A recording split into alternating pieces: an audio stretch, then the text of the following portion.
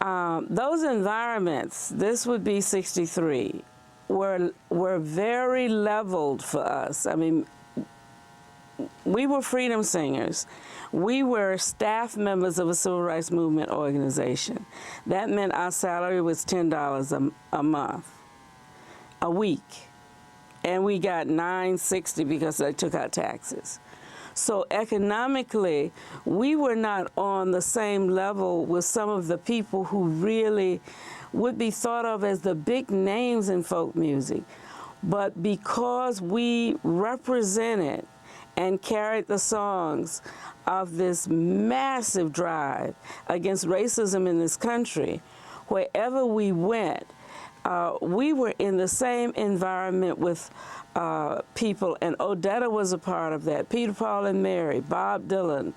All of these people were people who gave their time and support as a part of this movement. We also were a cappella. Most of the other people played guitars, but the Freedom Singers and the singing that came out of the Civil Rights Movement really increased within the general culture what singing is in a congregational way. That when you came together, you could actually create a sound, and that sound would have an energy to it, and it really would push forward anything you had to do. It was a wonderful, wonderful, and powerful formative experience for all of us who participated in it. Is that what inspired Sweet Honey in the Rock, also an a cappella group, a group of women? Freedom Singers for me is 63. Sweet Honey in the Rock is 10 years later. In between the Freedom Singers and Sweet Honey, I helped to organize a group called the Harambe Singers in Atlanta in 1967. That group sang for the Black Power, Black Consciousness movement. And what happened for me is the kind of singing I did in the marches, in the jails, in the mass meetings, with the Freedom Singers, ended up shaping what kind of singer I would always be. And it had to do with always trying to express my positions and my commitment to change through the kinds of songs I would do. So Sweet Honey in the Rock, which came out of a theater workshop, was going to be a cappella, was going to do songs that came out of the struggles and the stages of life of people on a community-based level, calling people to pay attention to issues that we needed to be addressing as responsible citizens. And that singers, that artists, really had a big role to play in challenging our society and culture to transform itself and to do better.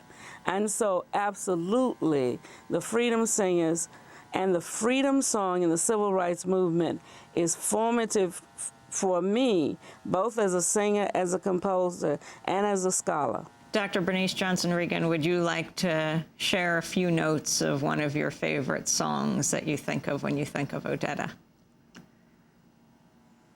Not particularly at this hour in the morning. Well, Odetta had hoped to perform at one of the activities around the inauguration, and I wanted to ask your thoughts. You will be at the inaugural Peace Ball on January 20th with your daughter Toshi. Your thoughts about this inauguration coming up, the inauguration of Barack Obama, the first African-American president of the United States? I guess the thing that has inspired me the most is the campaign. And a lot of times when people ask me about the election and the inauguration, and I start to talk about the campaign, it is as if I haven't named something. But if you live through the campaign we just witnessed, it was just one of the most inspiring efforts I have been blessed to participate in since the voter registration drives that went on in the South during the 1960s, where registering to vote and attempting to vote in many places in the South could get you killed. What happened with this election, where there was just an effort to viscerally wake up in every citizen in this country that we had a responsibility not to sit this one out. And I am so grateful that so many people stepped forward and did not sit it out. So as I go toward the January 20th and the celebration of new possibilities, I am carried on the energy generated by the most amazing campaign I have ever seen in my life. Finally, I know you have to leave. I am hoping that we will see from the administrative energies and the congressional energies and understanding that they have a responsibility to this campaign. Finally, I know you have to leave, but I just wanted to play a clip of, well, the former South African Archbishop Desmond Tutu. I got a chance to talk to him a week or two ago here in New York and ask him about another great cultural figure who also just died in November, Miriam Makeba. She died at the age of 76, and this is what Bishop Tutu had to say. Oh, Mama Africa, she's just been fantastic, and one wants to say quickly too, pay a very warm tribute to Harry Belafonte, because Harry Belafonte took her under his wing when she was an unknown, and her singing, her voice helped many people to know a little bit more about the vicious apartheid system. She was just a tremendous human being, a great loss to us and to Africa, and we pray that she's joining the angels and archangels, lilting away with her voice in heaven. That was Archbishop Desmond Tutu. Dr. Bernice Johnson Reagon, the role of Miriam Makeba in your life and your inspiration. They really do. When I think of Odetta and Miriam Makeba as an African-American woman, they are just important because they really were images that reflected new possibilities for us that took us back to the way we are naturally. And these were the first two women I saw who were black women who wore their hair natural. And I know we live in a time when we can get up and do anything we imagine we want to do with our hair. But back then, it was path-breaking. The other thing is Miriam Makeba sang freedom songs from South Africa, and she also showed up in a number of different ways. She was just a powerful force for us. What was amazing to me is that when she died, she had just finished singing in a supporting a campaign, a progressive campaign, and I thought, I would just love to go out that way.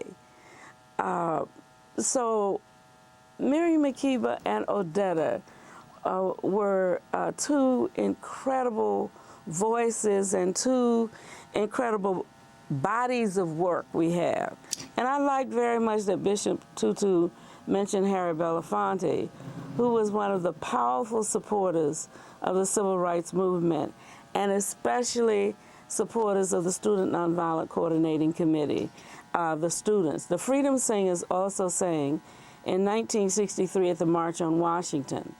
And we had been performing in Los Angeles, and we were able to get to the march because Belafonte had organized a chartered plane and invited us to travel to get back to Washington to participate in the program on the Mall in 1963. Well, Dr. Bernice Johnson Reagon, I want to thank you so much for being with us, and I'll see you on January 20th at the inaugural Peace Ball during those festivities. I look forward to seeing you. Thank you so much for being with us, musician, scholar, and activist, Professor Emeritus of History at American University and Curator Emeritus at the Smithsonian's National Museum of American History, founder of Sweet Honey in the Rock. This is Democracy Now! When we come back, Harold Pinter, stay with us.